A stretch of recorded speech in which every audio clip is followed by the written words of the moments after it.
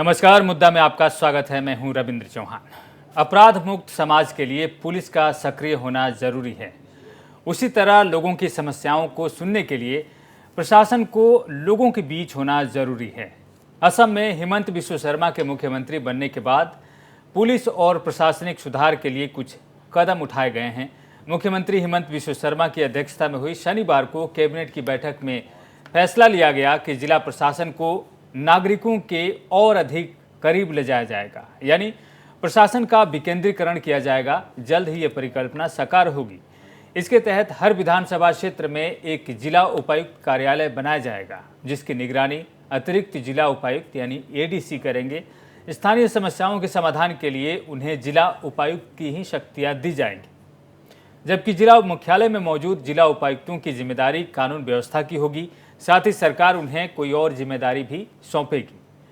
इसके अलावा पुलिस सुधार को लेकर भी सरकार कदम उठा रही है। करीब 300 ऐसे पुलिस अधिकारी और जवानों को वीआरएस दिया जाएगा। उनके जगह पर जल्द ही नियुक्तियां होंगी। ये दोनों बातें मुख्यमंत्री की घोषणा की कड़ी में कही गई है, जिसमें उन्होंने घोषणा की है कि पूरी राज्य मशीनरी का कायाकल्प किया जाएगा। किस तरह के कायाकल्प होंगे, किस तरह के बदलाव जनहित में हैं, इस पर बात करने के लिए हमारे साथ अलग अलग क्षेत्र के कुछ मेहमान जुड़ रहे हैं, जो इस महत्वपूर्ण विषय पर अपना स्वतंत्र विचार और सुझाव रखेंगे। वायलेट बरुआ, जो अवसर प्राप्त भारतीय पुलिस सेवा के अधिकारी हैं, नेत्र रंजन चौधरी सामयिक विषयों पर टिप्पणी करते हैं, और डिमा हसाओ जिले से all apex body coordination committee के कार्यकारी अध्यक्ष फ्रेजर सिंह हमारे साथ जुड़ रहे हैं। आप सबका इस कार्यक्रम में स्वागत है। सबसे पहले हमारे साथ जुड़ी हुई हैं वायलेट बरुआ, जो अवसर प्राप्त भारतीय प्रशासनिक पुलिस प्रशासनिक अधिकारी है। उनका स्वागत है आपका। सबसे पहले तो ये जो रिफॉर्म हो रहा है, इसे आप किस रूप में देखती हैं? क्योंकि रिफॉर्म की अगर हम बात करें तो पिछले कई सालों से ये हो रहा है। सुप्रीम कोर्ट में ये मामला था, उसके बाद सुप्रीम कोर्ट ने एक डायरेक्टिव्स दिया, उसके तहत पूरे देश में रिफॉर्म्स हो रहे हैं। लेकिन अगर हम असम की बात करते हैं, मुख्यमंत्री जब से हिमंत बिस्व शर्मा ने कार्यभार संभाला है, तब से हम देख रहे हैं कि एसपी के कॉन्फ्रेंसेस हो रहे हैं, ओसी की बैठक हो रही है, उसके साथ मुख्यमंत्री बैठक कर रहे हैं। यहाँ जो रिफॉर्म्स हो रहे हैं असम में, उसके बारे में सबसे पहले आप क्या कहेंगे? नमस्कार। अभी जो डिस्कस हो रहा है रिफॉर्म्स के बारे में, उसके लिए मैं आपकी चैनल को बधाई देती हूँ, क्योंकि रिफॉर्म ऐसी चीज़ है जो हमेशा दिस इज अ साइकिल जो अति आवश्यक है, क्योंकि प्रशासन को आगे बढ़ाने के लिए, समय उपयोगी करने के लिए हमें from time to time reforms होना जरूरी है। या पुलिस में अभी जो सरकार ने डिसीजन लिया है कि जो वीआरएस का सिस्टम है, स्कीम जो है, उसको देने के लिए, तो वीआरएस देने के लिए हम लोग के लिए 3 कैटेगरीज होते हैं, क्योंकि पुलिस सर्विस ऐसे ही सर्विस है जो अदर सर्विसेज से थोड़ी अलग है। ऐसे ये कोई आम सर्विसेज नहीं है। आर्मी और डिफेंस जैसा हम लोग सर्विस करते हैं, थोड़ी अलग, लेकिन वी आर सिविल पुलिस।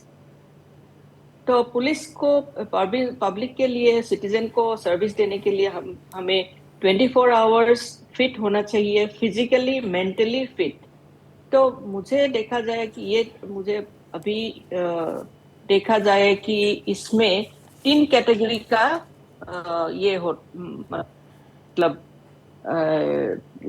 जो जिसको देने के लिए हम लोग सोच रहे हैं, 3 कैटेगरी हो सकता है कि फिजिकली अनफिट, जो अपने आप को नेग्लेक्ट करते हैं, जिसका फिटनेस कम हो गया है, जो दौड़ना भागना नहीं चाहते, नहीं दौड़ना भागना नहीं सकते, और जो मतलब समय उपयोगी कार्यक्रम नहीं कर सकते, उसको पुलिस में रहने के लिए कोई आवश्यक नहीं।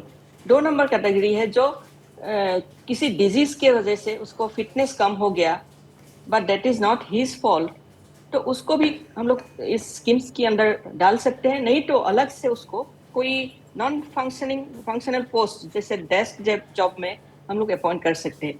और थर्ड कैटेगरी हो सकता है जो एनकाउंटर वाला, जो हम लोग का जो होते हैं, जख्म होने के, घायल होने के बाद हम लोग जो उन लोग इनकेपेबल हो जाता है, फिजिकली हैंडीकेप्ड हो जाता है, उन लोगों को क्या क्या करते हैं हम लोग, मतलब because this is not their fault, उसको हम लोग बीआरएस के against I mean not BRS, but instead of BRS we can place them to some other works in a lesser stressful job हम लोग अपॉइंट कर सकते हैं। तो वो तो बहुत जरूरी है पुलिस के लिए। सेकेंडली, एडमिनिस्ट्रेटिव जो रिफॉर्म्स देने के लिए गवर्नमेंट सोच रहे हैं, जैसे decentralisation of power, that is very essential to ensure very and I mean the elimination of patronage, nepotism, or elimination of corruption, then increase of representativeness, then participation of citizens, and transparency, enhancing the accountability। ये सब लाने के लिए, बदलाव लाने के लिए ये बहुत जरूरी है। और गवर्नमेंट जो पदक्षेप उठा रहे हैं वो मैं सोच रही हूँ very welcoming and people will also welcome. जी, आपने पहले प्रतिक्रिया में वायलेट बरुआ आपने वो सारी बातें रख दी जिस पर सरकार आगे बढ़ रही है, और हम आगे चलकर विस्तार से जानेंगे। जो आपने बताया है कि वीआरएस के जो 3 नियम हैं वीआरएस के, वो क्या क्या हैं, उस पर और विस्तार से चर्चा करेंगे। लेकिन सबसे पहले मुख्यमंत्री ने जो बातें कही हैं वो आपको सुनाना चाहते हैं कि वो किस तरह का रिफॉर्म, संक्षिप्त में उन्होंने जो बातें कही हैं, आगे चलकर जो डीसी कॉन्फ्रेंस होंगे, एसपी कॉन्फ्रेंस होंगे, उसमें किस तरह की बातें तय होंगी, वो सुनाना चाहते हैं। 300 অসম আৰক্ষীত অফিচাৰ আৰু জোৱান আছে, তেওঁলোক হেবিচুৱেলি মদ খাই থাকে আৰু মদে তেওঁলোকক একেবাৰে তেওঁলোকৰ শৰীৰটোক একেবাৰে কাম নকৰা অৱশ শৰীৰলৈকে ৰূপান্তৰ কৰিছে।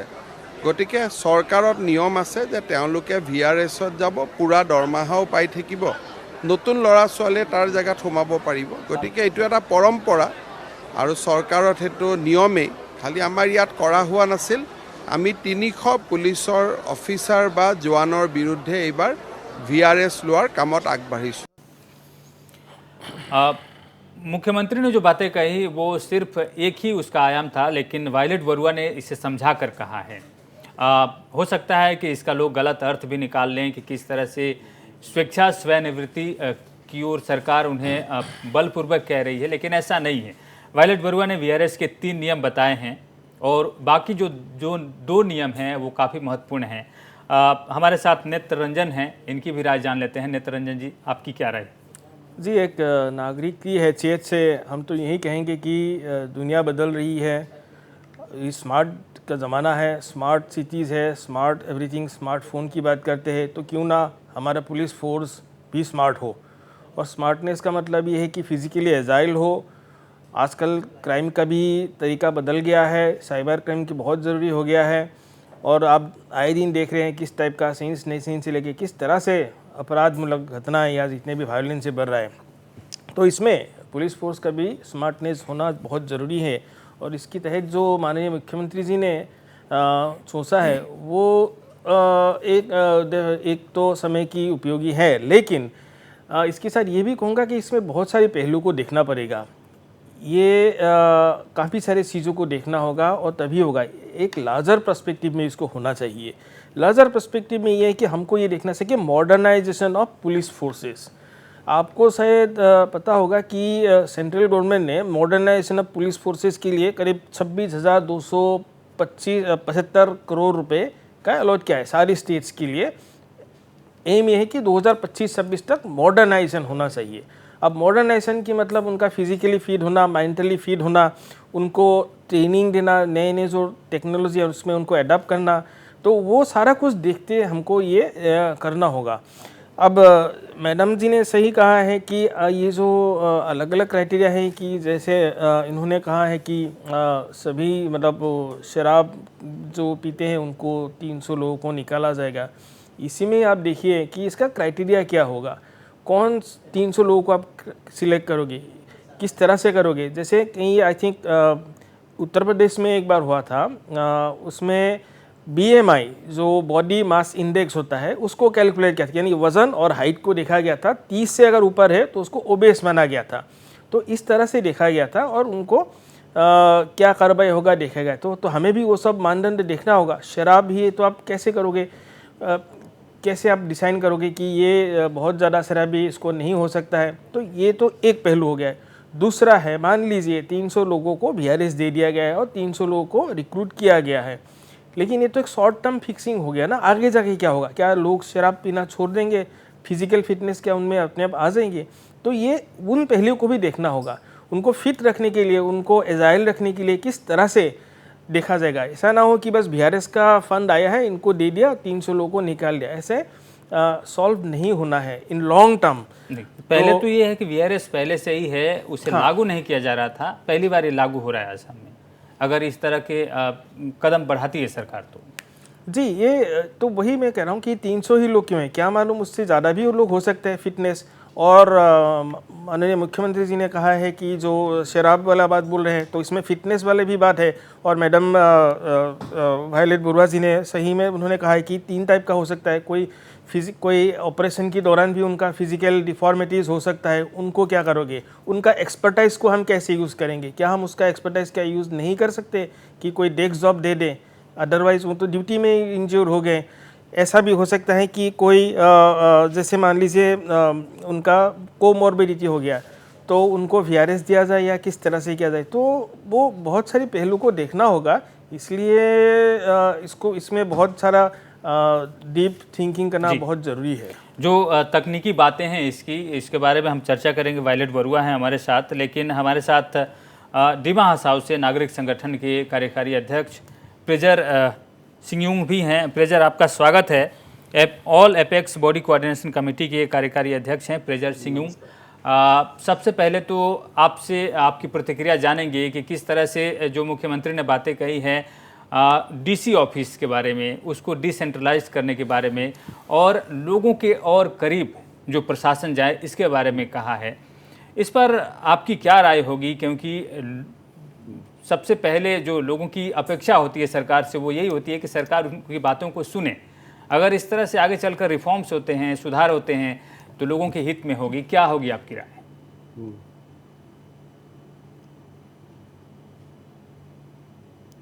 सबको नमस्कार। रिसेंटली जो चीफ मिनिस्टर ने जो अनाउंस किया है, जो सम स्पेसिफिक सब्जेक्ट जो ADC को एंट्रास्ट किया जाएगा, इसको हमारी तरफ से, ये दिमाग और वसीए की तरफ से चीफ मिनिस्टर की जो इनिशिएटिव को हार्दिक स्वागत करती हूँ, कोटि कोटि नमन करती हूँ और धन्यवाद देती हूँ।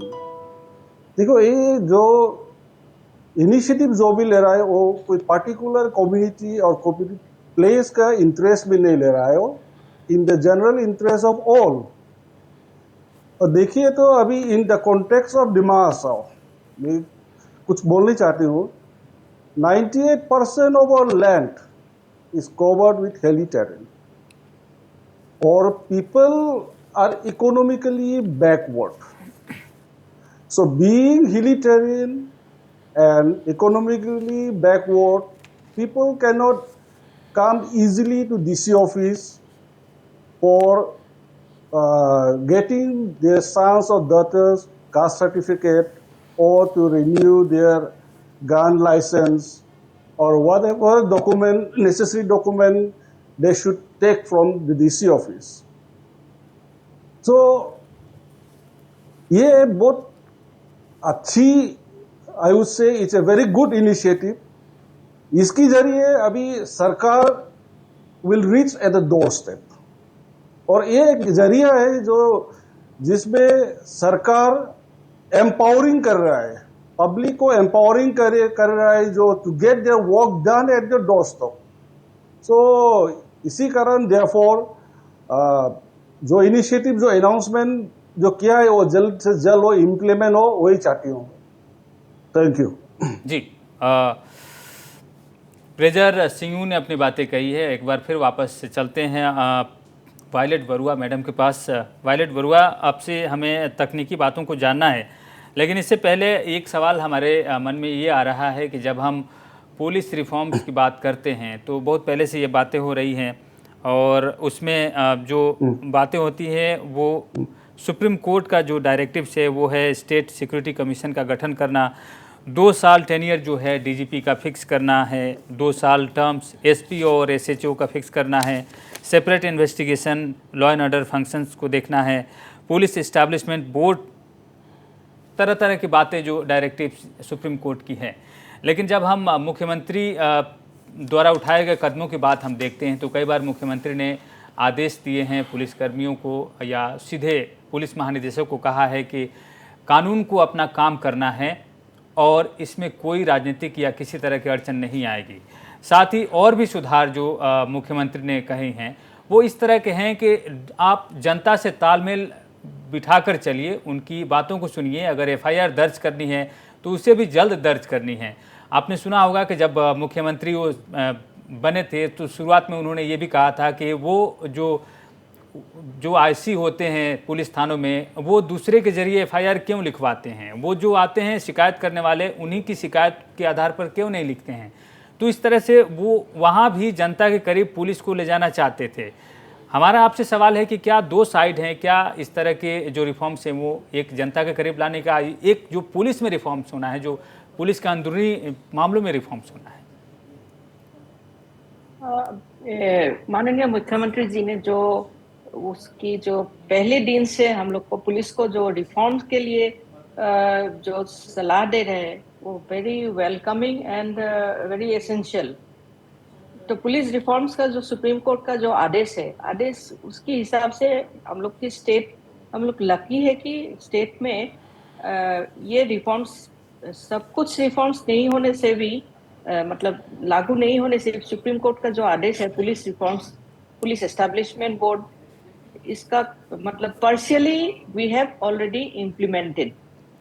सेकेंडली जो एक माननीय अभी पैनलिस्ट ने जो बोला है, जो सब्सटेंसिव एब्यूज के लिए जो हम लोग का जो नियम है, जो मतलब कोई शराब पीते हैं, कोई ड्रग्स एडिक्ट भी हो सकता है पुलिस में, जो हैबिचुअल ऐसा मतलब सब्सटेंसिव एब्यूज करते हैं उन लोग को हम लोग मतलब जो प्रोसीजर है, प्रोसीजर के हिसाब से उन लोग को वार्निंग देते हैं, पनिशमेंट देते हैं, रिफॉर्म्स करने के लिए काउंसलिंग करते हैं। फिर भी वो अगर नहीं सुधरे तो उसका कोई सब्सटेंसिव एब्यूज का कोई ये नहीं है, लेकिन उसको बीआरएस देना जरूरी होता है। अभी जो बीआरएस के बाद उसका आउटकम रिजल्ट क्या होगा? First of all the result is there will be a gap. Gap मतलब एक वैकेंसी, वैकेंसी के लिए ऐसा होगा कि अब जो मतलब डिफॉर्म्ड जो मशीनरीज है उसको रिन्यू करके हम लोग नया मशीनरीज जो कैपेबल है उनको वो मशीनरीज हम लोग लगा रहे हैं।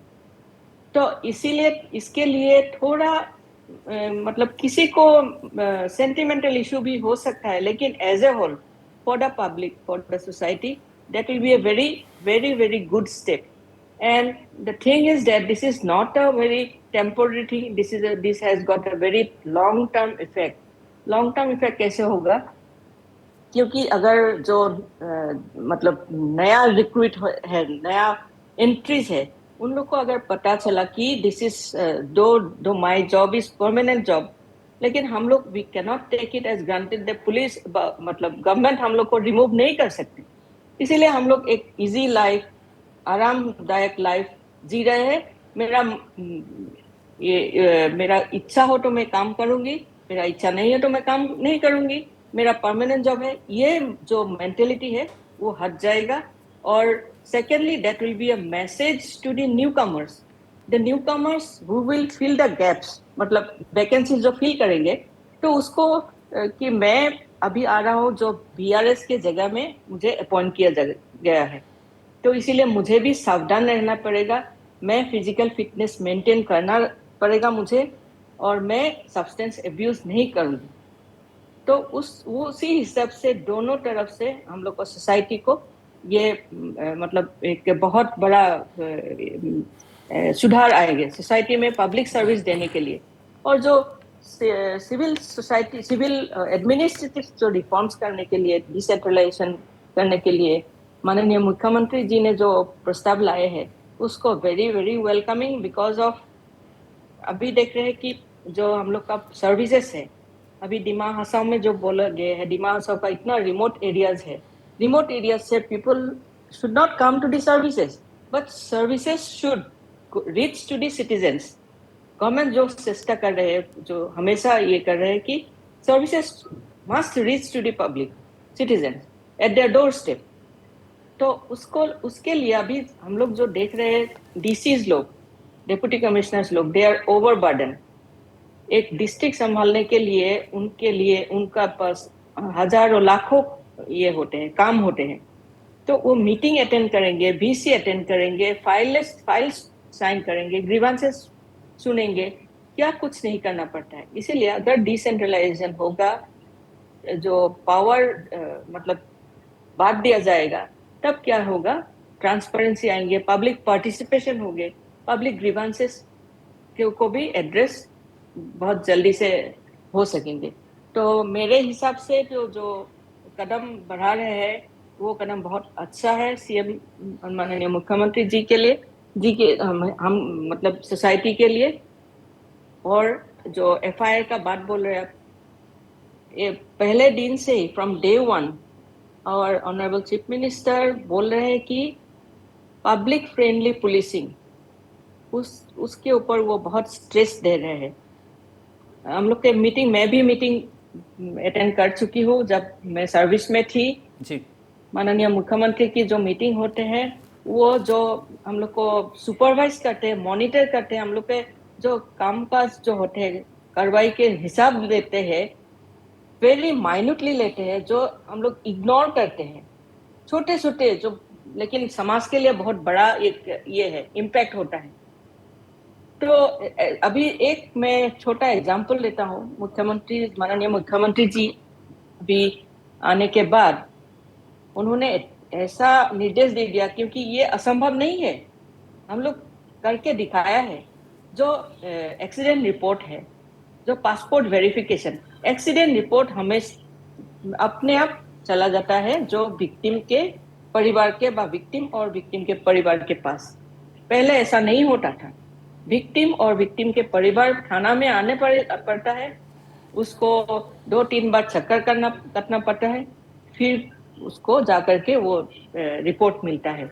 लेकिन अभी जो ये है सिस्टम है, passport verification online immediately with click of mouse हो गया। तो इसी हिसाब से हम लोग अगर देखा जाए तो we can perform, we can deliver our best. तो इसीलिए जो अभी रिफॉर्म जो हो रहा है, मतलब प्रपोज कर रहा है, वो वेरी वेरी वेलकमिंग। जी, आपने उन बिंदुओं का जिक्र किया जिन पर रिफॉर्म्स होने जा रहा है या हो चुका है। धीरे धीरे आने वाले दिनों में हम देखेंगे किस तरह से ये अमल में सामने आ रहा है, और आगे भी इस चर्चा को जारी रखेंगे। काफ़ी महत्वपूर्ण बातें हो रही है, लेकिन फिलहाल वक्त है छोटे से ब्रेक का।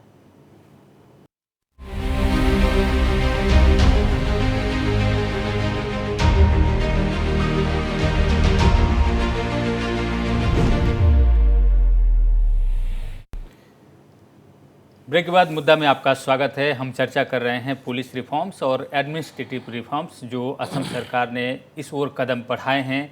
आगे चलकर किस तरह का स्वरूप होगा असम में प्रशासनिक और पुलिस सुधारों का, और क्या देखने को मिलेगा, जनता के कितने करीब प्रशासन जा रहा है और पुलिस के कितने करीब जनता आ रही है बिना रुकावट के।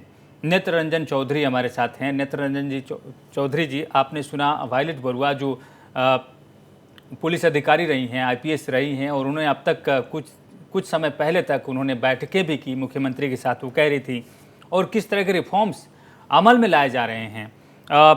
आप कुछ सुझाव देना चाहेंगे, आपके हिसाब से किस तरह से आगे बढ़ रहा है ये पूरा मामला? मुख्यमंत्री ने कहा है कि पूरी जो स्टेट मशीनरी है उसमें बदलाव करना चाहते हैं, कायाकल्प करना चाहते हैं। आपको कितना साकार होता हुआ नज़र आ रहा है ये जो परिकल्पना है ये? नहीं, डेफिनेटली ये पुलिस रिफॉर्म तो बहुत टाइम से डिमांड करे होना ही चाहिए, क्योंकि भारत का जो अनफॉर्चुनेटली जो पुलिस व्यवस्था है, और अभी तक कम से कम, अभी तो खैर चेंज होना शुरू हुआ है, वो अभी भी कॉलोनियल है। कॉलोनियल सिस्टम ही अभी तक चल रहा था। लोग डरते हैं, बल्कि डरना सही है क्रिमिनल्स को पुलिस से, लेकिन आम लोग ही डरते हैं।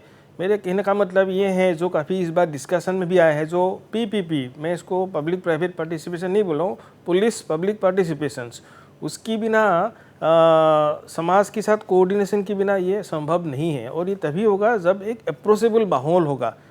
आम लोग थाने में जाने से भी डरते हैं, पता नहीं कैसे कोई मतलब झमेले में ना फंस जाए। तो इस टाइप का जो एक सिचुएशन है, वो उसमें भी धीरे धीरे अप्रोचेबल करना है, चाहे बीच सिस्टम हो या अभी गुवाहाटी का ही देखिए, गुवाहाटी में इतने सारे लोग किराएदार हैं, कौन किराएदार कहाँ से आया है किसी को कुछ पता नहीं। ये कहीं ना कहीं क्राइम के ऊपर कंट्रोल हो सकता है अगर पब्लिक के साथ और कोऑर्डिनेशन हो। और ये जो किराएदार है, मैं फॉर एग्जांपल ही बता रहा हूँ कि इसके ऊपर भी एक डाटाबेस हो, उनको पता चले, तो वो ट्रैकिंग में पुलिस को भी प्रोएक्टिवली काम करने में आसानी होगी। तो ये एक बात है। अब बाकी जो है, आप रिफॉर्म की बात कर रहे हो, मैं वही कह रहा हूँ कि ठीक है, वीआरएस का वाला एक बात है, लेकिन आगे जाके हमको इस टाइप का देखना होगा कि इंसेंटिवाइज वाला कुछ भी प्लान देखना होगा। क्योंकि जैसे मान लीजिए फॉर एग्जांपल कि आप अगर अपना फिजिकल करते हो कि आपको मे बी कैपिटलाइजेशन कि आपका सैलरी में इतना परसेंटेज आपका फिजिकल फिटनेस के ऊपर भी होगा, या मैंडेटरी कर दिया कि आपको इतना इतना जी आके ये सब करना ही है। फॉर एग्जांपल में भी उनका फिजिकल ट्रेनिंग के लिए, या नॉट ओनली फॉर फिजिकल, उनका मानसिक स्थिति भी बहुत ज़रूरी है। क्योंकि because police system is really very stressful, बहुत उनका टेंस होता है, बहुत दबाव में काम करना, उनका मानसिक स्थिति के ऊपर भी गौर करना ज़रूरी है। तो क्यों ना कभी कभी साइकोलॉजिस्ट के भी साथ काउंसिलर हो। तो इस टाइप का सारे बहुत पहलुओं को वो देखना होगा, ताकि ये जो फिटनेस वाला रिजीम पे हम लोग जा रहे हैं, फिजिकल एंड मेंटल फिटनेस, इस पर हम we go to a next level of smartness. तो ये लेवल करना ज़रूरी है, ना कि ये जो वीआरएस वाला फंड है इसको मतलब रिफॉर्म वाला फंड वीआरएस में कर दें और बाकी नहीं करेंगे। सिमिलरली इनका जो ग्राउंड लेवल तक, ग्रास रूट लेवल तक कि किस तरह से पब्लिक के साथ डीलिंग किया जाए, या उनका चाहे इन्वेस्टिगेशन प्रोसेस किस तरह से हो। मैं बहुत ग्राउंड लेवल की पुलिस सिस्टम से बात कर रहा हूँ कि वो देखना चाहिए अपना फॉरेंसिक सिस्टम किस टाइप का है, फॉरेंसिक इन्वेस्टिगेशन किस टाइप का है। लेकिन आप जिन बातों का जिक्र कर रहे हैं, हमें लगता है कि सरकार ने कहीं ना कहीं उसको एड्रेस किया है। अगर आपने ध्यान करना रखा चाहिए, हाँ डेफिनेटली करना चाहिए। तो मैं वही हॉलिस्टिक अप्रोच बोल रहा हूँ। तो इस तरह से सारा कुछ ले जाके करना होगा, तभी जाके एक बहुत ही मॉडर्न सोसाइटी में होगा, और इसमें क्राइम पे ऊपर भी बहुत ज़्यादा कंट्रोल भी होगा, and things will be really very smooth. जी, प्रेजर सिंह हैं, all apex body coordination committee के कार्यकारी अध्यक्ष हैं। प्रेजर, आपके पास आना चाहेंगे। आप लोगों के साथ रहते हैं, उन लोगों की समस्याओं को देखते हैं। आप किस तरह की समस्या से लोगों को दो चार होना पड़ता है, किस तरह की समस्याओं से लोगों का सामना होता है जब वो पुलिस के पास जाते हैं, प्रशासनिक अधिकारियों के पास जाते हैं। अगर इस तरह के सुधार हो रहे हैं, रिफॉर्म्स हो रहे हैं, तो उसमें क्या गति मिलेगी, और डीमा हसाओ जैसे ज़िले में, कार्बी आंगलोंग जैसे ज़िले में किस तरह का बदलाव आएगा आने वाले दिनों में?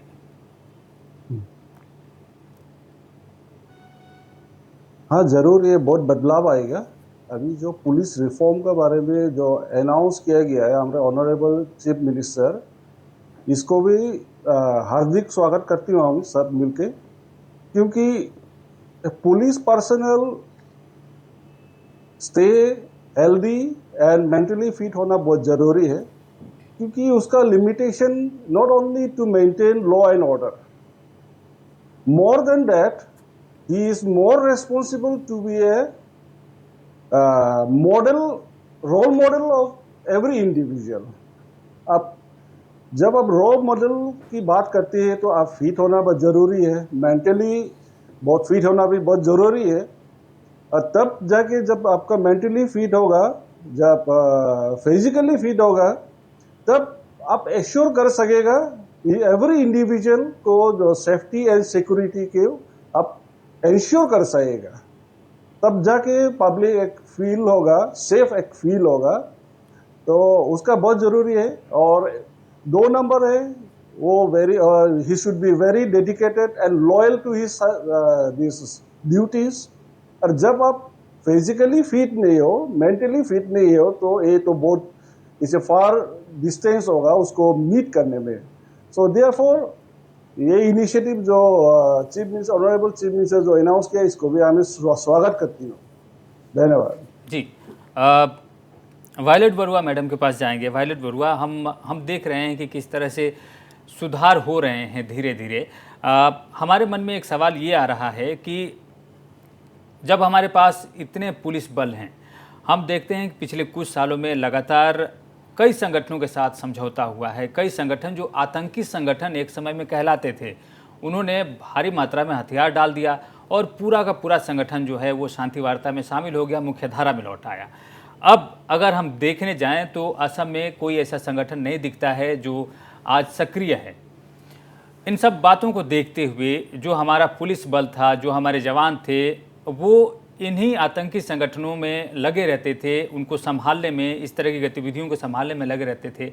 अब हमारे पास ऐसे बल पर्याप्त संख्या में मौजूद भी होंगे जो अलग अलग कार्यों में जिन्हें लगाया जा सकता है, देश हित में, समाज हित में, समाज सेवा में लगाया जा सकता है। ये जो संख्या बल है पुलिसकर्मियों की, इन्हें किस तरह से इस्तेमाल किया जाना चाहिए और इनके बारे में आपकी क्या राय है? हाँ, आप बहुत एक इम्पोर्टेंट बात बोल रहे हैं, क्योंकि अब देखा जाए तो 80s और 90s जो पुलिसिंग था, वो पुलिसिंग था एक्सट्रीमिस्ट के साथ हम लोग को फाइट। और हम लोग का ऐसा था कि जो हम लोग का सक्सेस पैरामीटर्स है, सक्सेस पैरामीटर ऐसे हिसाब करते हैं कि कोई कितना अस्त्र शस्त्र निकाल रहा है, किसको हैंड ग्रेनेड और बॉम्ब्स ये डिटेक्शन हो रहा है, तो उसी हिसाब से उसको अवार्ड रिवॉर्ड मिलता था। तो रियल जो पुलिसिंग है, एक्चुअल पुलिसिंग, उसके ऊपर ध्यान बहुत कम हो रहा था। तो अभी जो ये हालत अभी बहुत सुधर गए हैं, लगभग ऑलमोस्ट ऑल जो एक्सट्रीमिस्ट ग्रुप्स हैं वो दे हैव सरेंडर्ड, और एक माहौल पैदा हुआ है कि शांति का माहौल। तो इसमें अभी रियल पुलिसिंग जो बोलते हैं अभी शुरू हो, मतलब हुआ है हम लोग के लिए, असम पुलिस के लिए, आफ्टर डिकेड आई थिंक। तो उसके हिसाब से जो पुलिस बल है, हम लोग के काफी पुलिस बल है, स्ट्रेंथ भी ज्यादा ठीक ही है, मनोबल भी ठीक है, लेकिन उसको थोड़ा उसी, अगर पहले जो ये था एक्सट्रीमिस्ट की जो भावना था, उससे डाइवर्ट करके रियल पुलिसिंग को लाने के लिए थोड़ा टाइम लग सकता है। लेकिन अभी जो गति से पुलिस परफॉर्म कर रहे हैं, देखा जाए तो उसके मनोबल बहुत उससे हो रहा है, हाई है, मनोबल हाई है। तो उसी के हिसाब से वो काम कर रहे हैं। और इसमें एक बात है कि जो मेंटल कंडीशन है पुलिस लोगों का, मेंटल स्ट्रेस वो बहुत ज्यादा है। इसीलिए पुलिस एक ऐसा फोर्स है, पुलिस और आर्म फोर्सेस ऐसा फोर्स है कि उसके पास हथियार होते हैं, लीथल वेपन। तो जो लोग लीथल वेपन को पकड़ के पब्लिक और प्रॉपर्टी को सुरक्षा देने के लिए काम कर रहे हैं, उसके मेंटल कैपेबिलिटी बहुत ठीक होना चाहिए। तो इसीलिए हम लोग को उसको भी ध्यान रखना चाहिए कि एक जवान का मेंटल कंडीशन कैसा है, उसी के हिसाब से उसको हम लोग हथियार दे सकते हैं। तो मेंटल कंडीशन जो है उसके लिए हम लोग इलाज भी कर सकते हैं। किसी के अगर डिप्रेस भी है, किसका फैमिली प्रॉब्लम है, उसके लिए हम लोग बहुत थेरापी कर सकते हैं, काउंसलिंग कर सकते हैं, साइकियाट्रिस्ट के साथ डिस्कस कर सकते हैं। और फ्रॉम टाइम टू टाइम जो गवर्नमेंट का जो प्रोग्राम है पुलिस का, जो मॉरल रिफॉर्म्स के लिए, वो प्रोग्राम के लिए उसको भेज सकते हैं। Periodically, police should be sent to police training colleges or other institutions for physical and mental good health.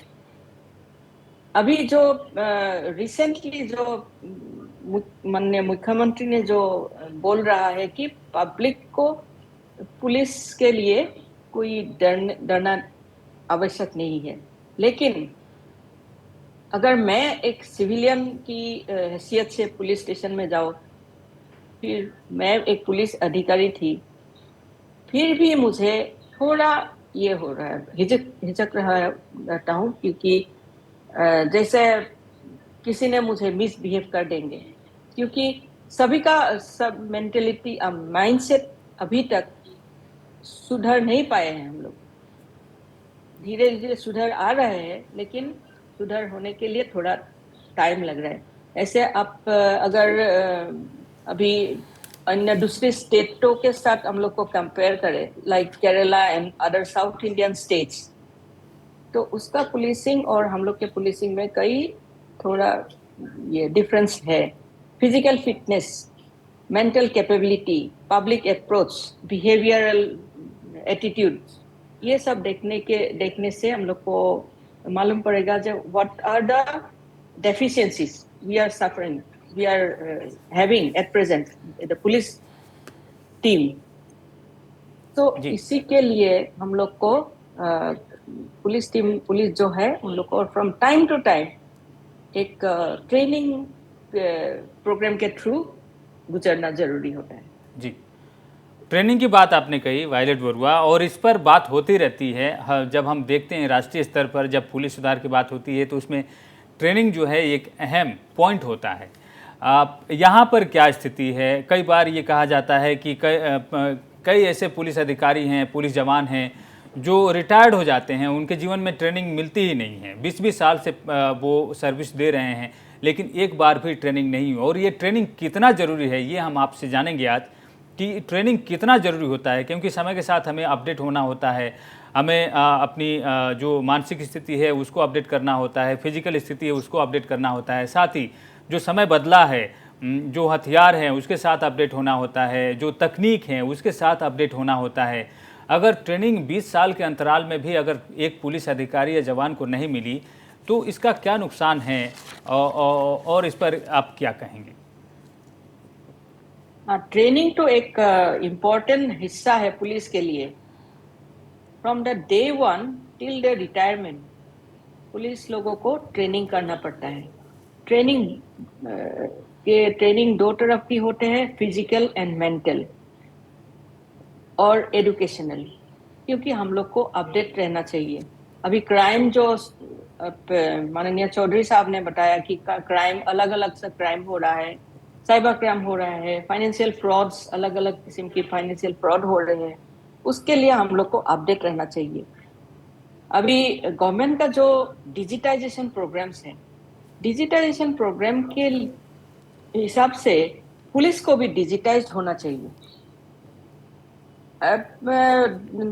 अभी जो पहले का जमाने का जो पुलिस अधिकारीज है, जो lower and middle rank officers, उन लोग को देखा जाए तो वो डरते हैं। उसके कंप्यूटर के पास बिठाने से वो डरते हैं। उसको अगर साइबर क्राइम ट्रेनिंग के लिए सिलेक्ट करते हैं तो वो डरते हैं, वो कोई बहाना निकलते हैं, सिख बोलते हैं। तो इसीलिए देखा जाए कि जो नया जनरेशन जो पुलिस में भर्ती हो रहा है, लेकिन उसका माइंडसेट थोड़ा अलग है, एंड उन लोग को अगर अच्छी तरह से ग्रूमिंग किया जाए, कंपल्सरीली पीरियडिकल ट्रेनिंग से अगर इन लोग को मतलब गुजरना पड़ेगा, तो उन लोग जरूर अपडेट रहेंगे और mentally and physically they will be fit and we will get a very good police force. जी, पिछला 3 कॉन्फ्रेंस हम एएसपी कॉन्फ्रेंस हमने देखा है। जब से हेमंत विश्व शर्मा की सरकार बनी है तब से 3 कॉन्फ्रेंस हो चुके हैं अलग अलग जगहों पर, और उनमें कुछ बातें निकल कर आई है, उसमें ट्रेनिंग भी एक बात है। तो इस पर जो काम है वो हो रहा होगा, असम सरकार कर रही है, और आने वाले दिनों में भी और कॉन्फ्रेंसेज होंगे और इस पर अमल भी लाया जाएगा। नेत्र रंजन चौधरी, आपसे हम अगला जो रिफॉर्म्स की बात है उस बात करेंगे, लेकिन इससे पहले वक्त हो गया एक छोटे से ब्रेक का, और ब्रेक के बाद चर्चा जारी रहेगी।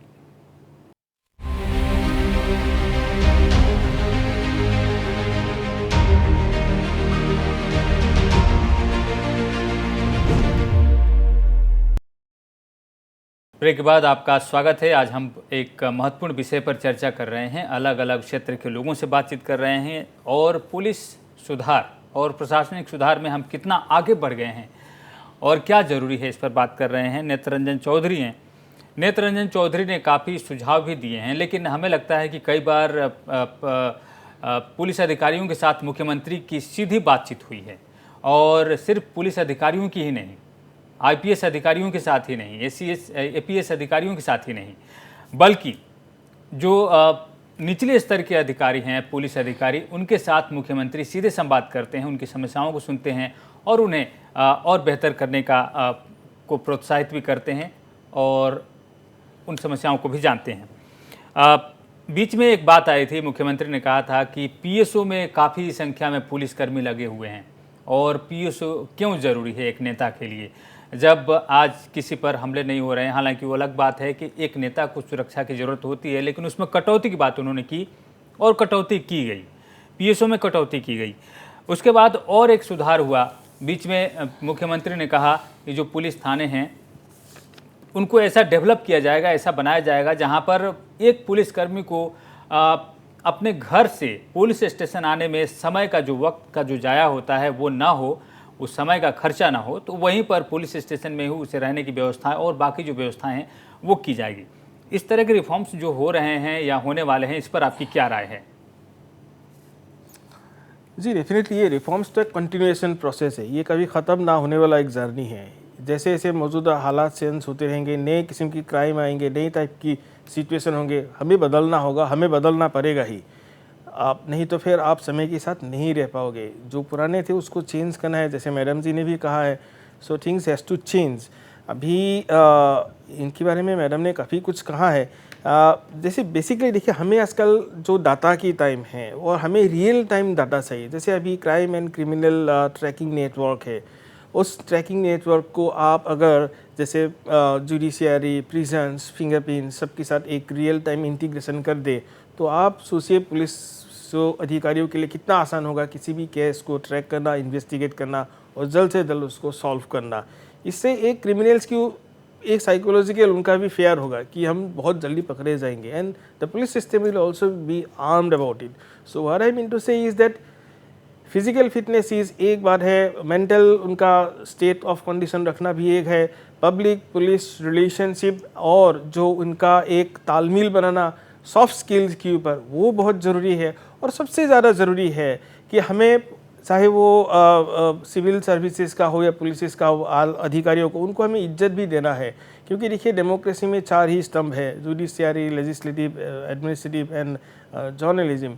हर एक को एक दूसरे को इज्जत भी देना है। मैं आसाम के लिए नहीं बोल रहा हूँ, कई बार भारत में भी आप कई इंस्टेंस में देखिएगा, अलग अलग राज्यों में मैं देखता हूँ कि कई बार लोग आला अधिकारियों को भी पब्लिकली ह्यूमिलेट कर देते। सो अभी थोड़ी टाइम पहले हमने उनके मानसिक स्थिति के ऊपर भी डिस्कस किया था। This is really moralizing actually. आप किसी डीसी या आईपीएस ऑफिसर को उनकी मतलब पब्लिकली कुछ ऐसे बोल दोगे जो उनको ठेस पहुँचे। सो आई थिंक उसमें भी कहीं ना कहीं हमको रिस्ट्रेन करना चाहिए ताकि वो दे गेट्स मोटिवेटेड। उनको मोटिवेशन भी बहुत ज़रूरी है, क्योंकि वैसे भी तो बहुत उनका स्ट्रेसफुल ड्यूटी है। उनका पर्टिकुलरली पुलिस का तो ड्यूटी है ही बहुत स्ट्रेसफुल, कितने टफ माहौल में उनको काम करना पड़ता है। तो वही इनका रिफॉर्म के साथ हमें इन सारी पहलुओं को देख के आगे जाना होगा। जैसे मैंने शुरू में भी कहा कि training is a continuation process, upliftment, you have to get yourself upgraded और write a new version of yourself. और मेन बात है कि पब्लिक के साथ जो डर का माहौल है उसको ख़त्म करके ज़्यादा से ज़्यादा कोऑर्डिनेशन और जो कॉन्फिडेंस जैसे बढ़ेगा, क्राइम रेट के ऊपर खुद ब खुद उसमें कंट्रोल भी बढ़ जाएंगे। जी ब्रजर सिंह, अगर आप हमें सुन पा रहे हैं तो हमारा सवाल है आपसे कि क्या बदलाव आपने देखा है पिछले 2-3 सालों की अगर हम बात करें तो क्या बदलाव आया है आपके नज़र में? ये बदलाव कैसा है? क्या पुलिस पब्लिक के नज़दीक आई है? क्या प्रशासन पब्लिक के नज़दीक आया है?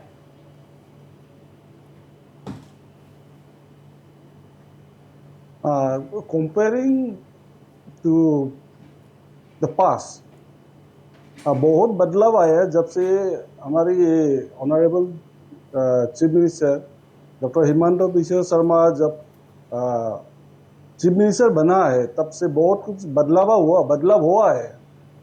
तो और इसमें लिमिटेशन इसमें लिमिटेड नहीं है, और या यही एंड वो कहा नहीं जा सकता है, क्योंकि अभी जो दुनिया जो अभी आगे जो बढ़ रहा है with the development of new technologies, उसमें क्राइम का जो अभी नेचर जो है वो अलग अलग किस्म से हो रहा है, और with the advance of technology अभी एक अपने ग्रिप में अभी दुनिया को अभी रख सकता है।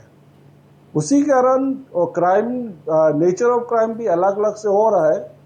तो अभी पैनल्स लोग जो सजेस्ट किया है रिगार्डिंग ट्रेनिंग और काउंसलिंग, इसको मैं भी सपोर्ट करती हूँ, क्योंकि जब ट्रेनिंग होगा, जो काउंसलिंग जब टाइम टू टाइम होगा, तब जाके फिजिकली फिट होगा या मेंटली फिट हो सकेगा, तब जाके जनता को सुरक्षित कर सकेगा। और ये नहीं है कि जो अभी जो बीआरएस का जो अनाउंसमेंट जो ऑनरेबल चीफ मिनिस्टर ने किया है, कोई सेंटिमेंट को हार्ट करने की में वो मेरा इच्छा नहीं है, पर it's a demand of time. अभी का टाइम में वो डिमांड कर रहा है जो पुलिस पर्सनल वो एक्टिव हो, फिट हो, और जब भी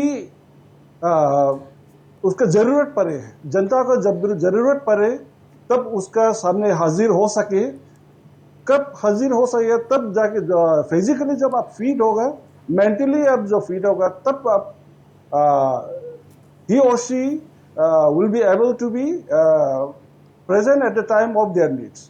तो अभी वीआरएस का भी जो उसमें क्राइटेरिया चिबिसन जो कहा गया, जो सब्सटेंसिव एब्यूज का जो हैबिचुएटेड है, उसको बारे में कहा गया।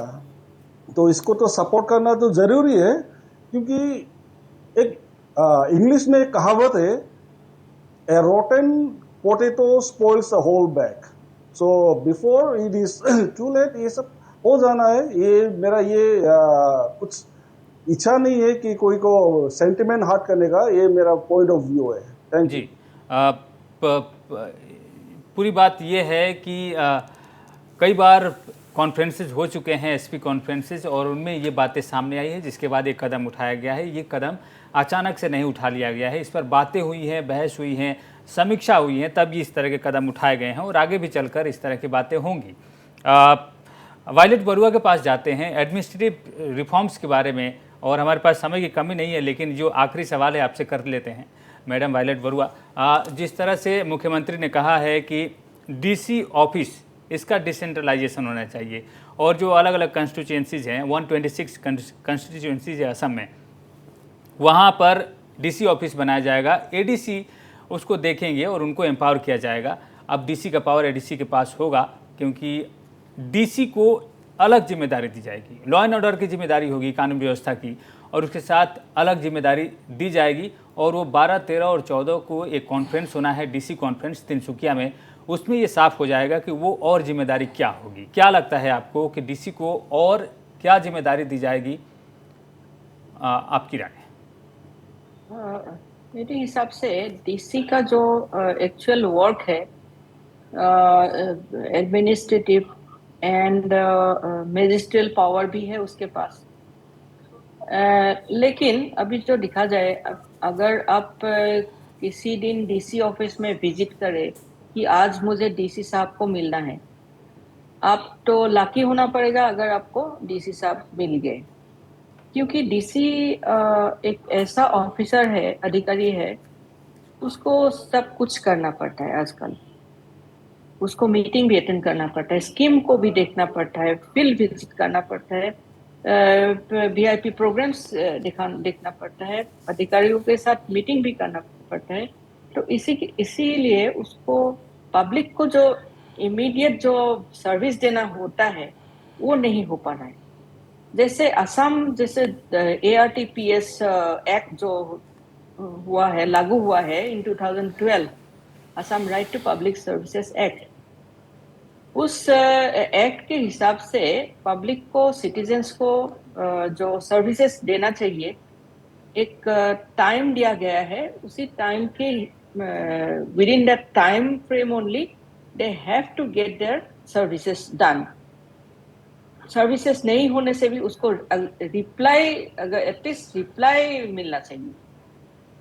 क्योंकि ये जो एक्ट पब्लिक को मतलब प्रशासन के पास लाने के लिए मतलब सर्विस को पब्लिक के पास लाने के लिए जो एक्ट बनाया गया है वो अच्छी तरह से स्ट्रिक्टली इम्प्लीमेंट होना चाहिए, तभी हम लोग सर्विसेज दे पाएंगे। अभी जो रिफॉर्म के बात हो रहा है, प्रपोज जो कर रहे हैं कि डीसी का जो फंक्शंस होता है डिसेंट्रलाइज होगा, डीसी का पावर जो है डिसेंट्रलाइज होगा, क्योंकि हर एक फाइल डीसी के पास जाता है उस अप्रूवल के लिए।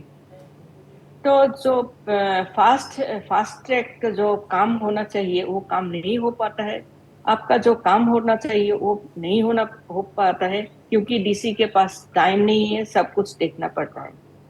तो बिकॉज द एडीसीज एंड अदर जो ऑफिसर्स है, they are well trained, they are capable, and they have got lots of experiences in their service life.